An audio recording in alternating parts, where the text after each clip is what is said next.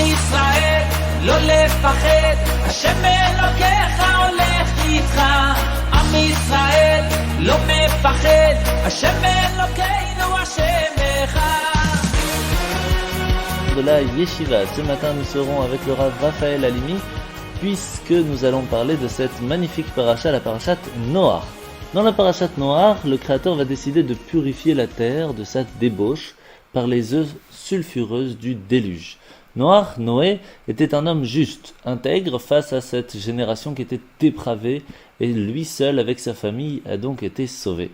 Pourtant, on voit que certains de nos sages ne le jugent pas forcément du bon côté. Il aurait dû faire mieux, il aurait dû inciter sa génération à s'arranger, à demander pardon, à être meilleur, et pourtant il a préféré se sauver soi-même. Alors quelle est la vision qu'on porte sur nous-mêmes et sur nos semblables?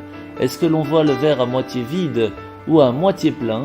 C'est ce que nous allons écouter tout de suite avec le Rav Raphaël Halimi. Shalom Uvracha, bienvenue à tous dans notre rubrique Vision chassidique de la paracha de la semaine. Cette semaine, parachat Noach.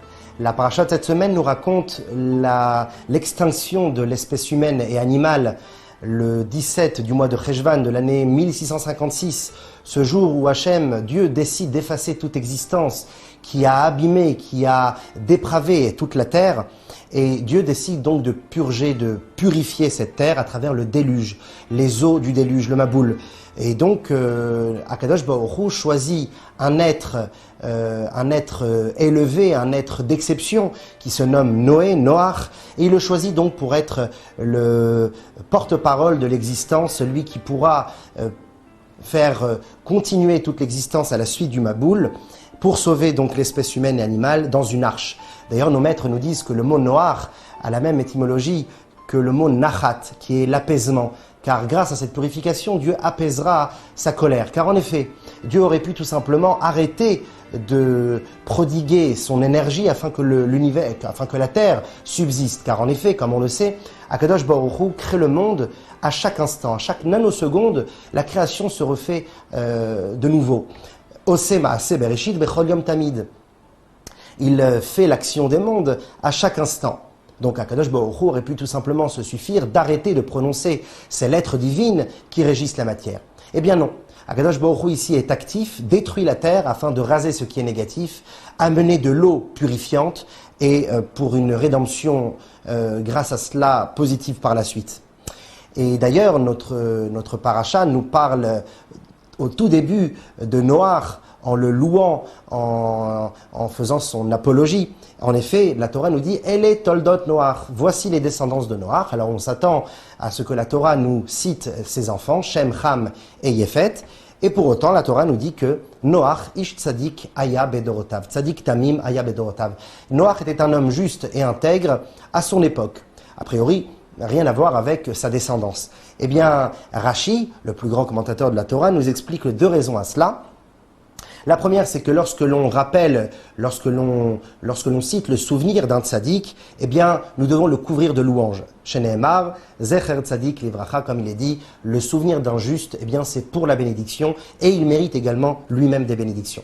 Deuxième raison pourquoi on ne cite pas tout de suite ses enfants, et au lieu de cela, on fait son approbation, eh bien, parce que, nous dit Rashi, Ikar toldotehem shel tzadikim maasim tovim.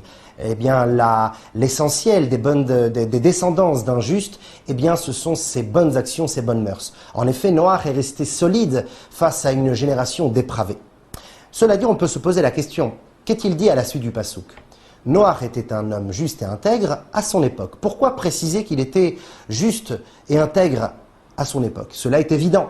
Eh bien, cette question est rappelée dans le traité Sanhedrin, dans le Talmud, page 108a. Rashi également nous la rappelle dans notre paracha, chapitre 6, verset 9. Également, nous devons comprendre pourquoi Dorot, ces générations, est écrit au pluriel, alors que, un peu plus tard, dans le chapitre 7, Akadosh Baruch Hu nous dit « Kiotra raiti tzadik badorazé » Je t'ai vu, toi, Noach, un juste, dans cette génération. Donc pourquoi, pour le premier passouk de la paracha de cette semaine, le mot Dorot, les générations, est donc au pluriel? Eh bien, la réponse à cela, c'est qu'il y a en réalité deux visions sur la situation spirituelle, sur le niveau de Noach. Deux avis divergents que nous allons citer dans un instant, qui ne sont donc pas d'accord sur la stature spirituelle et donc intellectuelle également de Noach. C'est la raison pour laquelle le mot Dorot ici est au pluriel, pour nous citer deux niveaux différents de Noach. Et on précise ici à son époque, voilà la raison à cela. Le premier avis se nomme Resh Lakish, Rabbi Shimon ben Lakish, et qui en réalité nous dit que ce mot Bedorotav, il était juste à son époque, fait l'éloge de Noach. C'est ici l'apologie et la louange de Noach. En effet, si Noach avait vécu dans une autre génération avec des justes, eh bien il aurait été, à plus forte raison, un juste parfait. Donc il est en train de mettre en avant Noach, il le voit d'un bon œil. Alors que son antagoniste, qui est donc Rabbi Yochanan ben Napracha, Rabbi Yochanan ben Napracha cite ici le mot Bedorotav à son époque en tant que critique. Il nous dit qu'il était juste à son époque. Il était un tzaddik seulement dans sa génération, et que s'il avait vécu au temps d'Abraham Avinu, par exemple, 10 générations plus tard, eh bien il aurait été considéré comme rien, nous dit Rabbi Yochanan ben Napracha. Et cela est renforcé par les paroles que nous trouvons dans Isaïe, chapitre 54, qui nous dit que les eaux du déluge, les eaux sulfureuses et dévastatrices apocalyptiques du déluge, rappellent Noach. Mei Noach, on les nomme les eaux de Noach, car en effet, il est comme qui dirait une sorte de déclencheur de ces eaux destructives. Et nous allons le découvrir pourquoi. En réalité, il existe également une divergence d'esprit sur Noach, dans le Zohar également, dans la partie mystique de la Torah. Une marloquette, une divergence entre Rabbi Yitzhak et Rabbi Yehuda. Rabbi Yitzhak, eh bien, verra Noach ici comme, on l'a vu avec Rabbi Yochanan ben Napacha, c'est-à-dire dans un état de critique. Car Noach n'a pas prié, n'a pas forcé Akadosh Baruch Hu de remettre en cause sa décision. Il ne s'est pas sacrifié en quelque sorte pour sa génération, comme l'a fait Avraham Avinu pour Sodome et Gomorrhe, et Moshe Rabbeinu face à la faute du Vaudor lorsque Dieu décide de détruire le peuple juif. Et on le voit dans les termes Aseh Lecha. Dieu ordonne à Noach de faire une teva, une arche, et il lui dit « fais pour toi ». Le terme ici pour toi, c'est parce que tu as voulu te sauver toi-même, Noach. Tu n'as pas pris la décision de sauver les autres. En tout cas, tu n'as pas été jusqu'au bout. Tu ne t'es pas assez impliqué. C'est pourquoi fais pour toi une teva, une arche. Alors que Rabbi Yehuda Nassi, le maître de la Mishnah, eh bien, nous dit que ici, nous pourrons faire l'éloge de Noach et non pas l'inverse. Il voit les choses du bon côté, comme Rabbi Shimon ben Lakish cité précédemment. Et il nous dit que pourquoi Noach n'a pas prié comme Avraham ou comme Moshe, par exemple, eh bien tout simplement parce qu'il n'était pas accompagné des mérites de ses ancêtres. C'était l'un des premiers hommes qui a eu une discussion avec Akadosh Baruch Hu, si on peut dire ainsi. C'est le seul homme qui se trouvait juste face à tant de Réchaïm, d'impies dans sa génération. Et il n'avait pas quelque chose pour l'épauler, une force de mérite qui l'a précédé. Alors que Moshe Rabbeinu, lorsqu'il supplie Akadosh Baruch Hu de pardonner la faute du Vaudor, il rappelle le mérite de Avraham, Yitzhak et de Yaakov. C'est la raison pour laquelle, nous dit Rabbi Yehuda Nassi, c'est la raison pour laquelle Noach n'a pu prier comme Moshe ou Avraham. Donc il le voit d'un bon œil, il fait son approbation et il le félicite. Cela dit, on doit se poser la question suivante. Pourquoi rapporter un avis si dénigrant? Pourquoi cet avis est si dénigrant?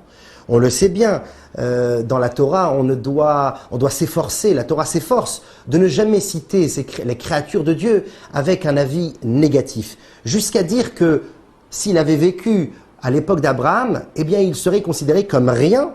Pourquoi le rabaisser autant? On n'a qu'à dire tout simplement que s'il avait vécu au temps d'Abraham, il serait moins tzaddik qu'Abraham. Mais pourquoi de dire qu'il serait considéré comme rien?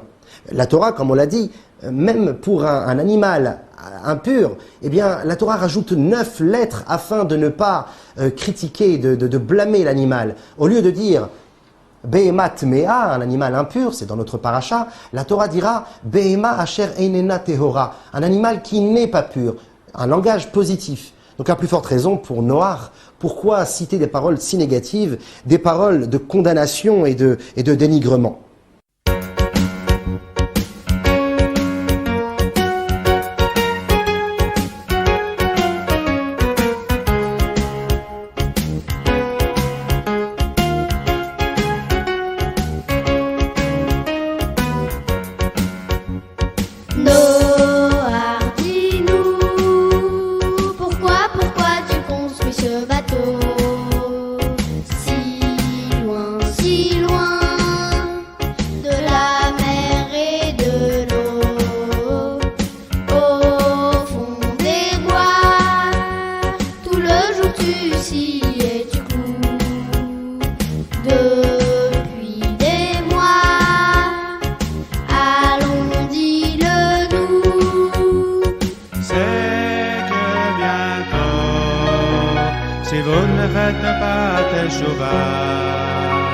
Hachem enverra une grande tzara, la terre entière ne sera plus qu'une immense mer, nul n'échappera à part cette Teva. Allons mes frères, n'attendez pas le dernier instant et revenez, il en est encore temps. Allons mes frères, n'attendez pas le dernier instant et revenez, il en est encore temps.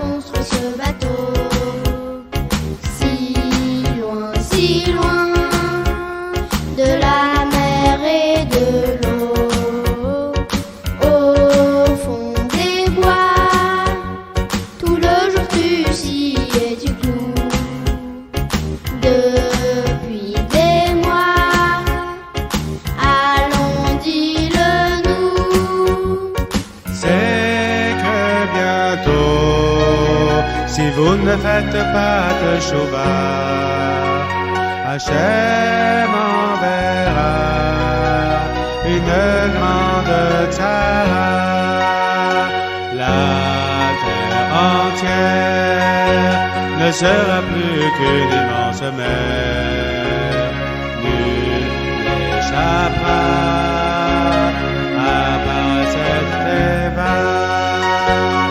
Allons mes frères, n'attendez pas le dernier instant et revenez, il en est encore temps.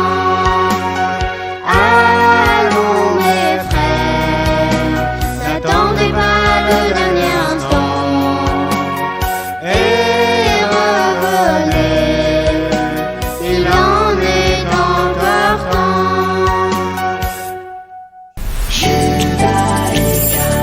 Retrouvez-nous sur radiojudaïka.be.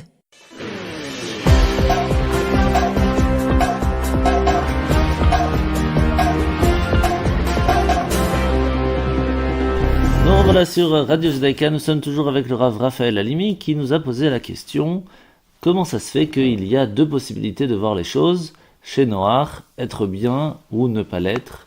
Qu'est-ce qu'il était en fin de compte et pourquoi voit-on les choses des deux côtés? Également, on doit comprendre que si Rashi Akadosh, le plus grand commentateur de la Torah, a décidé de relever ces deux avis, il aurait pu se suffire d'un seul, et qui plus est de celui de Resh Lakish, l'avis positif. Eh bien, si Rashi a rappelé ces deux avis, c'est parce qu'il y a un enseignement à tirer de chacun d'eux. Quel est l'enseignement que nous devons en tirer? C'est donc de cela que nous parlerons aujourd'hui. La réponse générale est la suivante. Dans la vie, On peut voir les choses de différentes manières, de différents angles. On peut voir soit le verre à moitié vide, soit le verre à moitié plein. Le bien et le mal coexistent ensemble, qu'on le veuille ou non, bon gré mal gré. Zeleumadze asa Hashem. Dieu a créé l'obscurité face à la lumière. Tout dépend de notre regard que nous avons sur cette chose. Tout dépend de ce que nous allons découvrir, de ce que nous pouvons percevoir derrière le décor. Est-ce que nous aurons un avis de Gevura, de sévérité et de rigueur, ou un avis de chesed, de tolérance et de bonté? Alors pour comprendre cela, nous allons découvrir ensemble les personnalités et les traits de caractère, plutôt la vie de ces deux protagonistes, de ces deux sages, Rabbi Yochanan ben Napacha, avis critique et dénigrant contre Noach, et Rabbi Shimon ben Lakish, Resh Lakish, qui quant à lui faisait donc l'éloge de Noach. Commençons par Rabbi Yochanan ben Napacha. Celui-ci est préconçu pour être un tzaddik. Depuis sa naissance, Rabbi Yehuda Nassi, que nous avons rappelé précédemment, eh bien, avait prophétisé que ce sage, Rabbi Yochanan ben Napacha, sera une sommité dans le peuple juif. Après la mort de ses parents, tout jeune, il hérite d'une grande et large richesse, des champs et des fleuves près de Tibériade. Il avait tout pour lui. Et pourtant, il a tout vendu pour pouvoir édifier sa vie dans l'étude de la Torah. Bien qu'il a vécu des événements tragiques au niveau de sa famille, eh bien, il était toujours bon avec les autres. On dit sur lui qu'il ne goûtait à aucun aliment sans avoir aussi fait participer son serviteur, son esclave.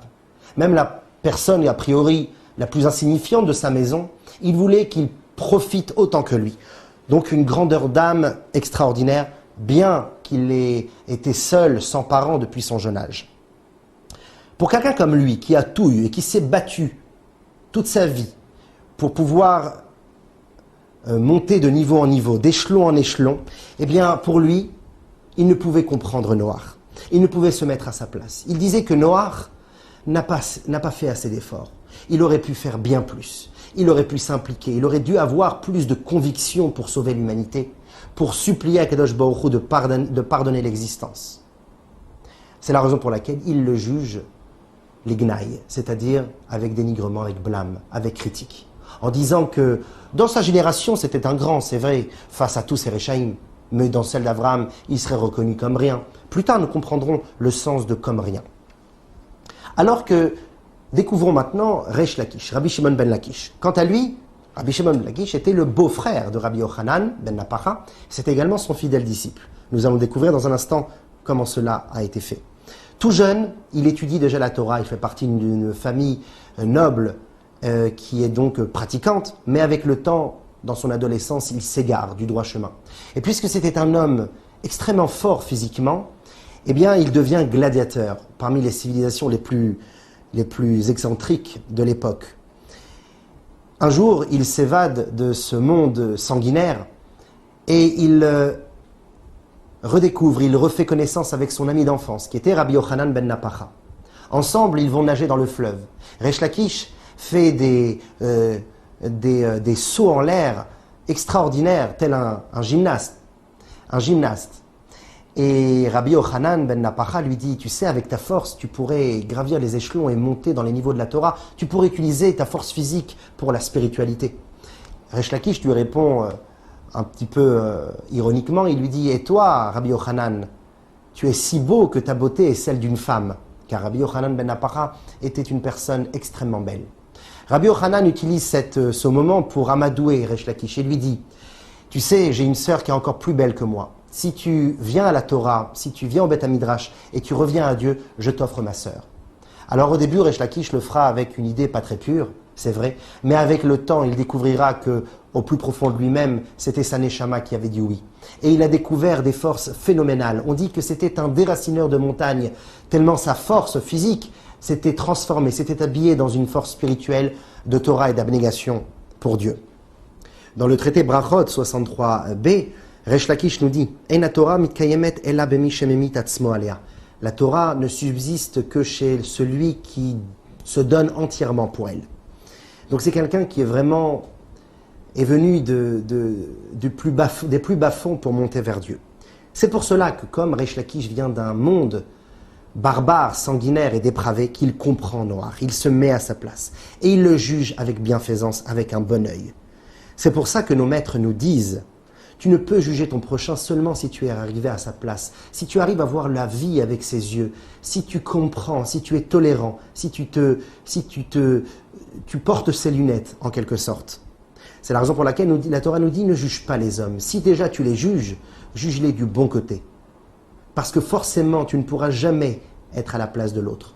Resh Lakish le savait. C'est la raison pour laquelle il juge positivement Noach.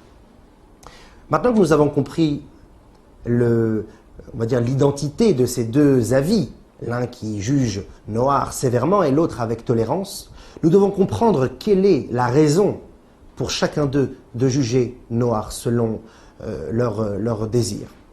Alors commençons par le gnaï, par le blâme et la condamnation. Pourquoi condamner Noach? C'est vrai que tout est relatif. Un cheveu au milieu d'une tête n'est rien du tout. Sauf que s'il tombe dans un bol de lait, alors là, ça veut dire quelque chose. Mais quand bien même si tout est relatif, selon sa génération ou selon d'autres générations, nous devons comprendre, comme nous l'avons dit précédemment, pourquoi Rabbi Yochanan ben Napacha est si dur avec Noach, jusqu'à dire que s'il avait vécu dans la génération d'Abraham, il serait considéré comme rien. La réponse est la suivante.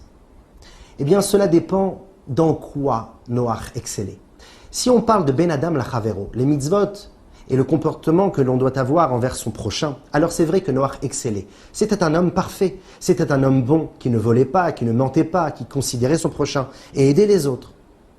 Mais si on parle du comportement que l'on doit avoir avec l'Éternel, Ben Adam Lamakom, alors il lui manquait certaines notions. On dit sur Noach qu'il était Mikatnei Haemuna. Mikatnei Haemuna, c'est-à-dire, il faisait partie de ceux qui avaient une petite croyance, une conviction faible. Ce n'étaient pas des gens forcément très impliqués. Eh bien, Noach faisait partie de ces gens.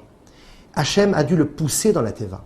En effet, Noach ne pensait pas jusqu'à la fin qu'Akadosh Baruch Hu allait en fin de compte détruire le monde. Alors, Dieu envoya une pluie et donc poussa Noach dans la Teva. On voit que sa croyance fut mise en doute, même après 120 ans de construction de l'arche. C'est la raison pour laquelle il n'influença personne. Si on pose la question un jour, comment peut-on influencer son prochain si d'abord on croit vraiment à ce que l'on dit, si on s'est imprégné de l'idée que l'on veut communiquer, c'est alors que l'on pourra influencer. Cela dit, Noach n'avait pas encore travaillé sa Emouna. Alors que Avraham Avinu, quant à lui, possédait les deux niveaux. C'était un homme qui s'occupait des autres, mais également avec une Emouna parfaite, comme les 10 épreuves d'Avraham, et surtout avec celle de Akedat Yitzhak, le sacrifice de son fils Isaac. Alors c'est vrai que, comme nous dit le traité, les Maximes des Pères, Derech Eretz Kadma la Torah, le savoir-vivre, savoir se comporter avec les autres, les bonnes mœurs, précède l'étude de la Torah. Celui qui désire entamer l'étude de la Torah doit d'abord savoir se comporter comme un homme. Effectivement. Mais cela ne doit pas être une finalité. Les hommes ne doivent pas dire, comme Derech Eretz Kadma la Torah, le savoir-vivre précède la Torah, et comme une sorte de prélude à la Torah, alors je ne vais me suffire qu'à ça. C'est ce qu'a fait Noach. Il est resté dans le niveau du Derech Eretz. C'est vrai qu'au niveau de l'humain, il excellait. Mais il fallait qu'il monte au niveau du juif, au niveau du divin. Et cela a été donné justement à Avraham. On peut également expliquer la chose suivante. Elé Toldot Noach, voici les descendants de Noach. On peut, en changeant les voyelles, ne pas dire Elé, mais Ela. Ceci sont seulement les descendants de Noach. Seulement. Shem, Ham et Yafet, pas plus. Car en effet, Avraham, quant à lui, a fait beaucoup de juifs. Il a ramené beaucoup de gens à la Torah et aux mitzvot. Bien sûr, pour l'époque, la Torah n'avait pas été encore donnée, mais d'un point de vue spirituel, revenir à Dieu. C'était celui qui, comme nous dit le Rambam, qui était Mekir Hashem, celui qui reconnaissait vraiment Akadosh Baruch Hu. Le premier qui a cru en Dieu. Pourtant, Noach a parlé avec Dieu, également a reçu des ordres pour construire la Teva et être sauvé du Maboul. Pourtant, c'est le premier Avraham qui a reçu le titre de Makir Bor'o, qui a reconnu l'Éternel, son Créateur. Parce que, comme nous dit le Rambam, le terme de Makir, de reconnaissant, ne peut être donné seulement à celui qui fait jaillir cette reconnaissance sur les autres, qui fait déborder sa croyance sur ceux qui l'entourent. Nous avons expliqué pourquoi Rabbi Yochanan ben Napacha voit Noach de cette manière, avec assez de dénigrement. Maintenant, nous allons essayer de comprendre la profondeur de Resh Lakish, Rabbi Shimon ben Lakish, qui quant à lui faisait l'apologie de Noach et voyait le bon côté des choses, les Shevach. Eyes pop, mind's already racing. New day, what will I be facing? Where is my ride? My coffee's cold again. Wake up, kids, the bus is coming. Miles of homework, tell me where you're running. Pressure's rising fast, and here we go again. But when your day is going backwards and it swallows you, open up your eyes, the good is right in front of you. It's been 340 days, thanking you 10 million ways that I am alive, I am alive. Breathing, singing, standing strong, skies are blue, what could be wrong? That I am alive, I am alive.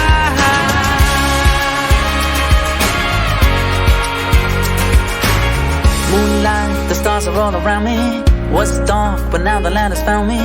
The world is turning every day for me. Every day for me. I know each moment is a treasure. Thanking you for every stone and feather. What are you grateful for today, my friend? And when your day is going right, just say a simple prayer. Thanking you for the little things that help to get you there. Been 340 days, thanking you 10 million ways that I am alive, I am alive. Breathing, singing, standing strong, skies are blue, what could be wrong? That I am alive, I am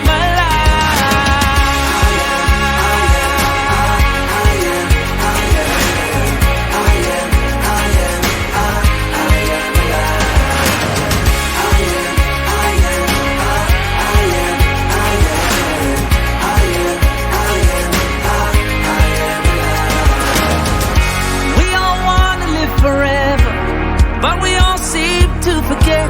We haven't lived the days, the weeks, the months, the years ahead yet. We need to stand here on the green grass, need to feel the sunshine now, need to see what's right before us. Today is all we have for now. 340 days, thanking you 10 million ways that I am alive. I am alive. I'm alive. I'm alive. Breathing, singing, standing strong. I'm alive. I'm alive. I'm alive. I'm alive. 340 days, thanking you 10 million ways that I am alive, I am alive. Breathing, singing, standing strong, skies are blue, what could be wrong? That I am alive, I am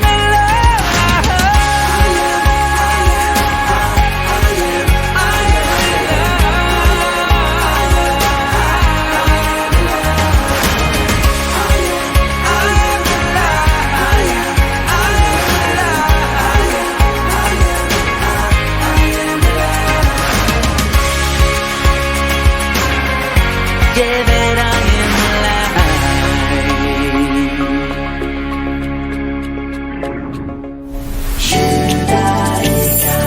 Retrouvez-nous sur radiojudaïka.be.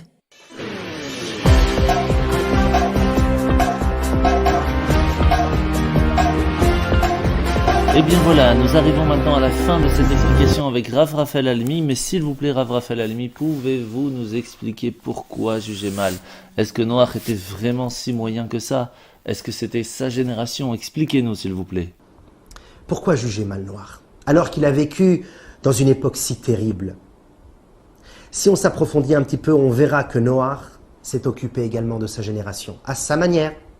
C'est vrai, avec pas beaucoup de, on va dire, d'implication, pas beaucoup d'extériorisation de lui-même, d'expression, mais il l'a fait quand bien même. Et nous allons le découvrir ensemble.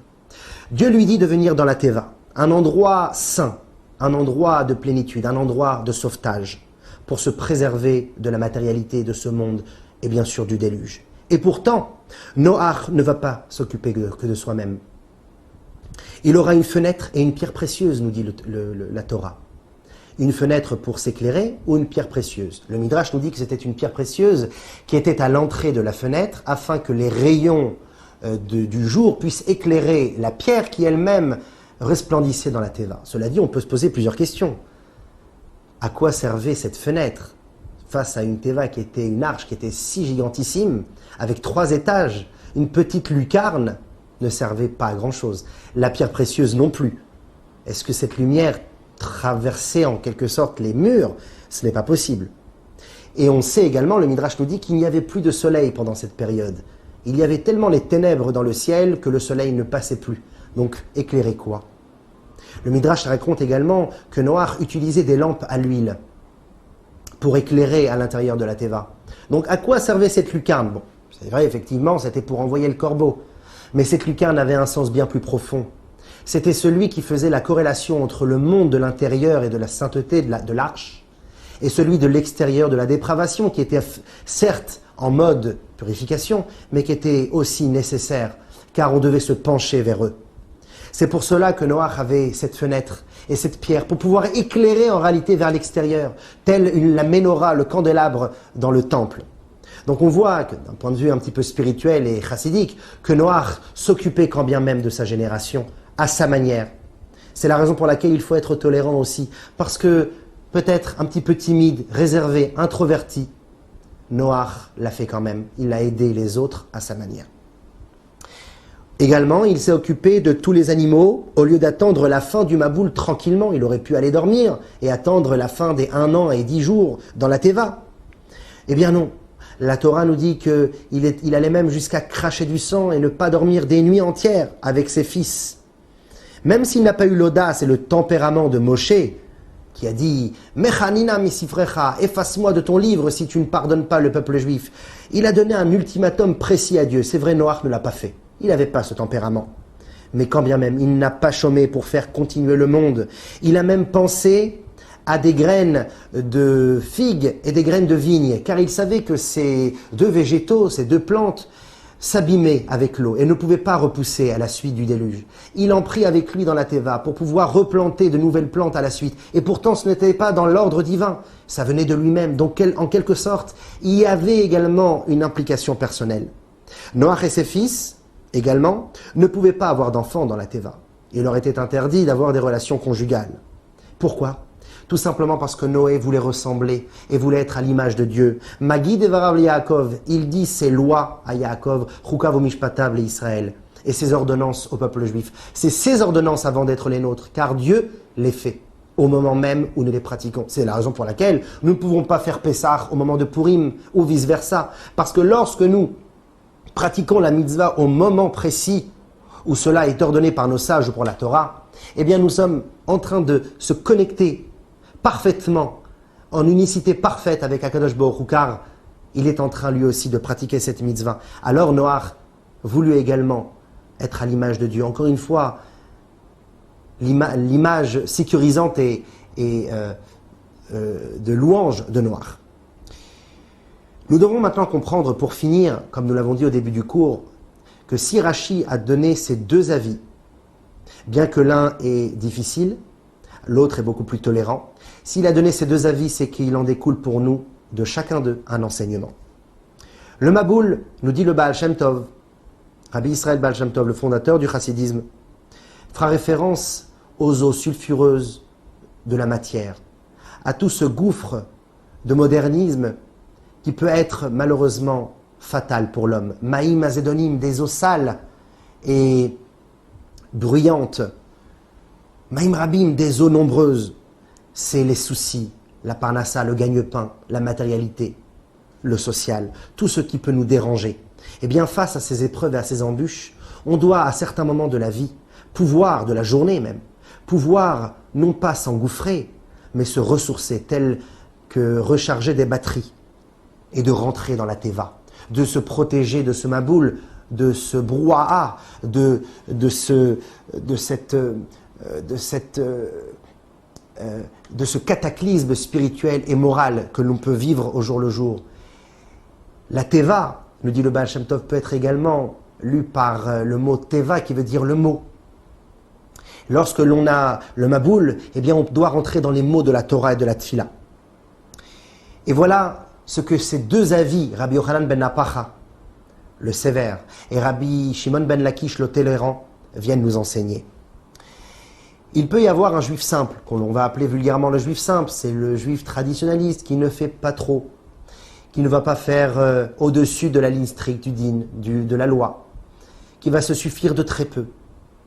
Eh bien, ce juif simple peut penser qu'il n'est rien face à Noé et qu'il n'y arrivera jamais. Même s'il rentre dans les mots de la Torah et de la Tfila, rien ni personne ne pourra le sauver. Alors on lui répond l'avis de Rabbi Yochanan ben Napacha. On lui dit, sache que Noach était tzaddik seulement Bedorotav à son époque. Tout est relatif, mon ami.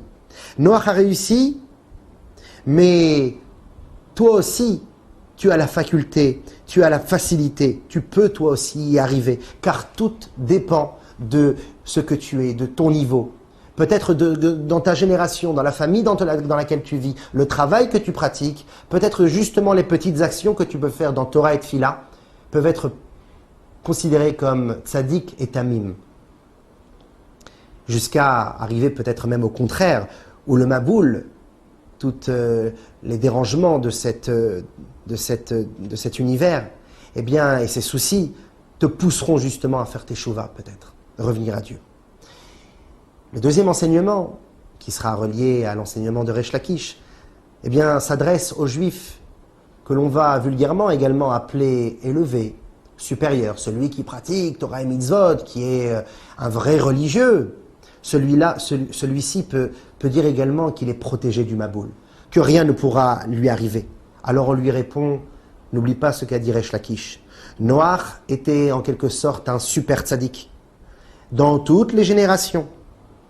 S'il avait vécu dans d'autres générations de justes, à plus forte raison qu'il aurait été tzaddik. Et pourtant, il rentre dans la teva. Il s'accommode, il s'engouffre dans ces mots de Torah si apaisants, si réconfortants, afin de se protéger. Chacune de ces personnes doit savoir se sauver. C'est la raison pour laquelle il y a eu deux sortes d'eau qui se sont déversées sur terre. Les premières, les Arubot Hashamaim, les lucarnes du ciel, qui font référence soit à des comètes remplies d'eau ou à des pluies dévastatrices. Ces eaux venues d'en haut font référence aux soucis, on va dire, plutôt moraux, mentaux. À eux, on lui dira, n'oublie pas que Resh Lakish nous dit que Bedorotav, à son époque, il peut être tzaddik dans chaque génération. Et pour autant, il rentre dans les mots de la Torah. Bien que tu as peut-être des soucis élevés, que tu penses que les mots de la Tfila et la Torah ne t'y répondra pas. Également, une deuxième sorte d'eau, c'est les eaux qui sont venues d'en bas. Les eaux des Ma'ayanot Teom Rabba, des sources du grand abîme. Quant à ces eaux qui viennent de soucis plus banals, des soucis matériels, de la vie de tous les jours, le gagne-pain par exemple, eh bien à eux aussi, pour ces sujets simples, nous disons, ne t'en fais pas, tu as la faculté, tu as la capacité de te sauver. En tous les cas, regarde toujours le verre à moitié plein et toujours un bon œil sur les autres, mais surtout sur toi. Shabbat Shalom et à très bientôt.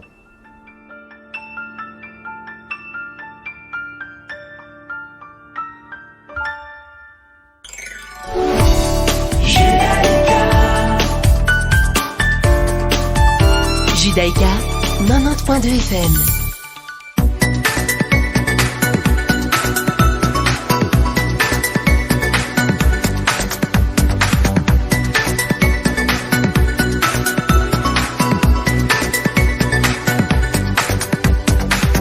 Nous revoilà dans la paracha de la semaine. Nous sommes aujourd'hui parachat Noach comme on en a parlé déjà juste avant.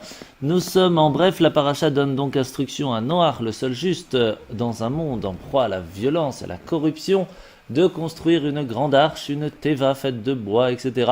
où va se mettre à l'intérieur sa famille et un couple de chaque espèce animale. Par contre, dans les animaux cachers, il y en aura 7. Pourquoi ? Tout simplement pour pouvoir en manger pour plus tard, mais aussi surtout pour pouvoir aussi faire les sacrifices pour remercier Dieu en sortant de l'arche. La pluie va tomber pendant 40 jours et 40 nuits. Il ne restera donc que Noach et ceux qui étaient avec lui. Après 150 jours, les eaux commencent à diminuer et l'arche se pose sur le mont Ararat. Le 10e mois va apparaître à ce moment-là le sommet des montagnes, l'eau commence à partir et 40 jours plus tard, Noach va ouvrir la fenêtre, va envoyer un corbeau. Mais il ne voudra pas y aller, il ne voudra pas en fin de compte aller chercher, voir s'il y a déjà la terre sec. Mais ce sera une colombe qui en fin de compte à son 2e envol reviendra en portant en son bec une feuille d'olivier. La 3e fois qu'il l'envoie, elle ne revient pas et Noach comprend que la surface du sol a été asséchée. C'est ainsi qu'il ouvre la porte et quitte l'arche en faisant sortir les animaux et pour repeupler la terre.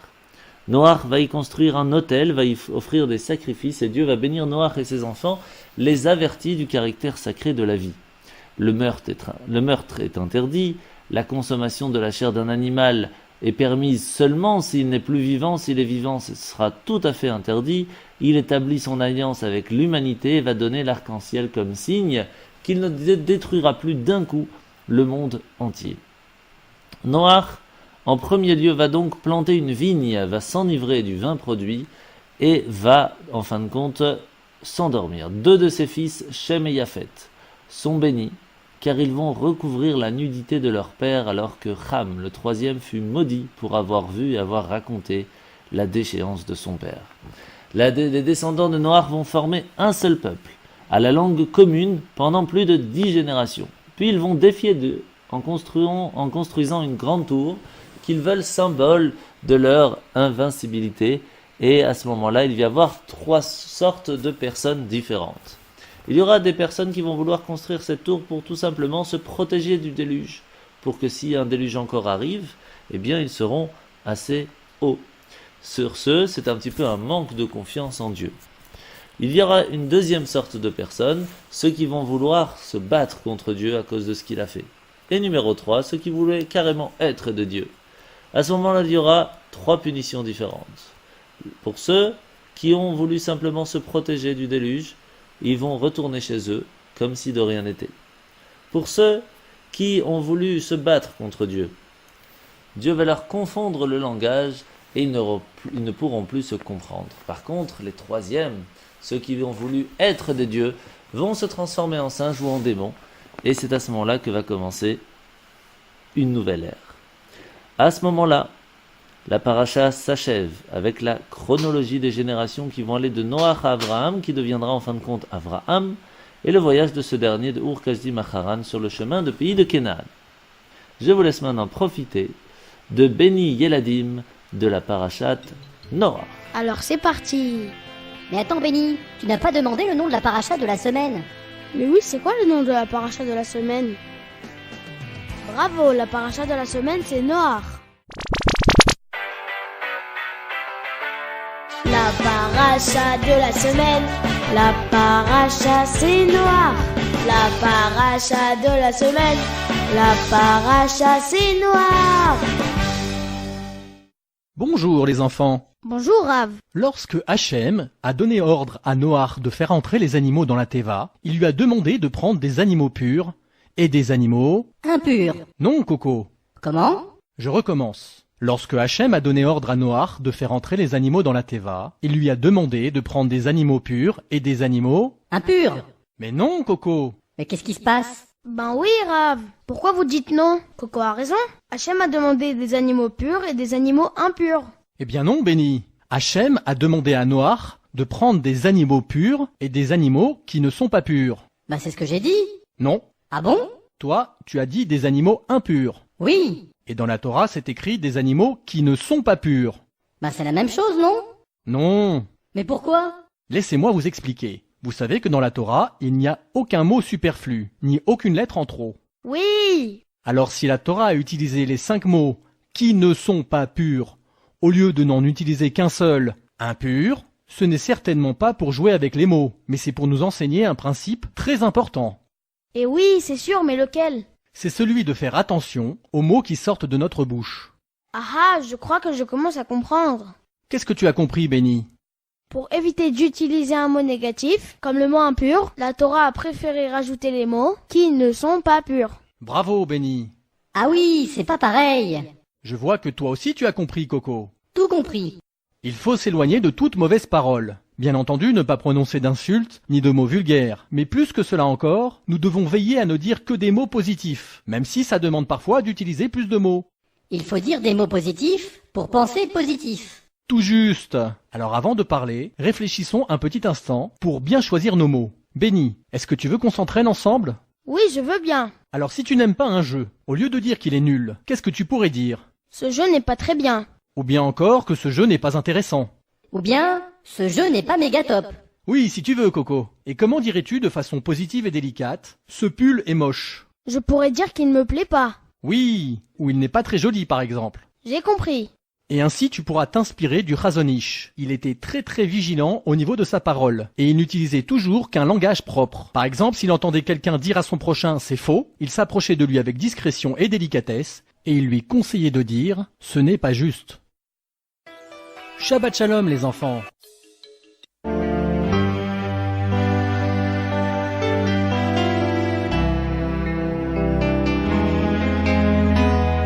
Malheureusement, les appels de Noach à la Teshuvah restent vains. Sa famille est la seule à être épargnée par le déluge. De ses fils Shem, Yafet et Ham sont issues les 70 nations qui peupleront le monde. Nimrod, petit-fils de Ham, est un roi cruel au pouvoir universel. Il entraîne sa génération à défier leur créateur. L'histoire de l'humanité, leur dit-il, peut continuer sans Hachem. Nous sommes assez grands pour nous débrouiller tout seuls. Les astrologues du roi Nimrod le préviennent qu'un danger menace sa toute-puissance. Un enfant est né à Terrar, le second du roi. Sa vie durant, il propagera la croyance en un Dieu unique. Qu'il soit mis à mort, s'exclame aussitôt Nimrod. Pris de panique, Terrar cache alors le bébé dans une caverne. 3 ans plus tard, le décret est tombé dans l'oubli. Le petit Abraham sort de sa cachette.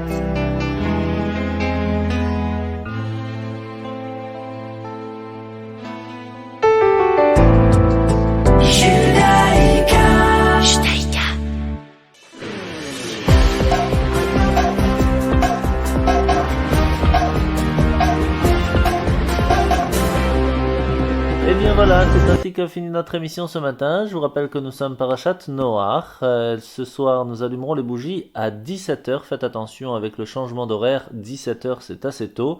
Et Shabbat se finira par contre à 18h08. Vous aurez donc la fin du Shabbat pour en profiter tranquillement. Je vous souhaite de passer un très bon Shabbat. N'oubliez pas qu'on se rapproche du Shabbat mondial et donc il faut s'y préparer. Mais on en reparlera la semaine prochaine. Shabbat Shalom. ישראל, לא לפחד, השם אלוקיך הולך איתך. עם ישראל, לא מפחד, השם אלוקינו השם אחד.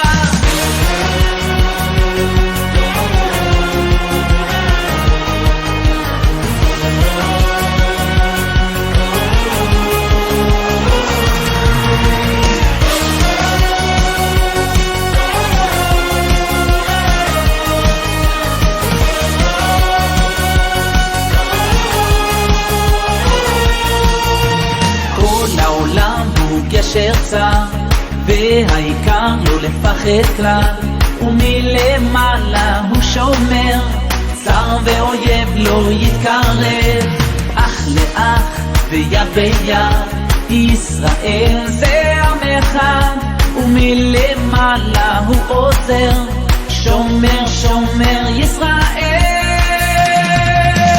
עם ישראל לא לפחד, השם אלוקיך ישראל לא מפחד, השם אלוקינו השם אחד.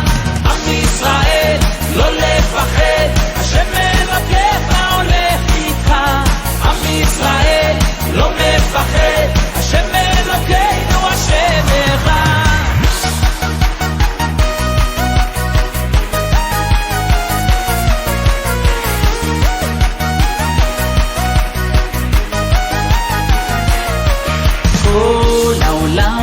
ישר צר, והעיקר לא לפחד כלל, ומלמעלה הוא שומר, שר ואויב לא יתקרב. אח לאח ויד ביד, ישראל זה עמך, ומלמעלה הוא עוזר, שומר שומר ישראל.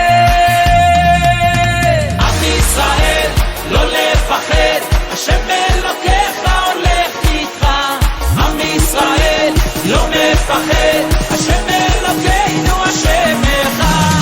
עם ישראל לא לפחד, השם אלוקיך הולך איתך. עם ישראל לא מפחד, השם אלוקינו השם אחד.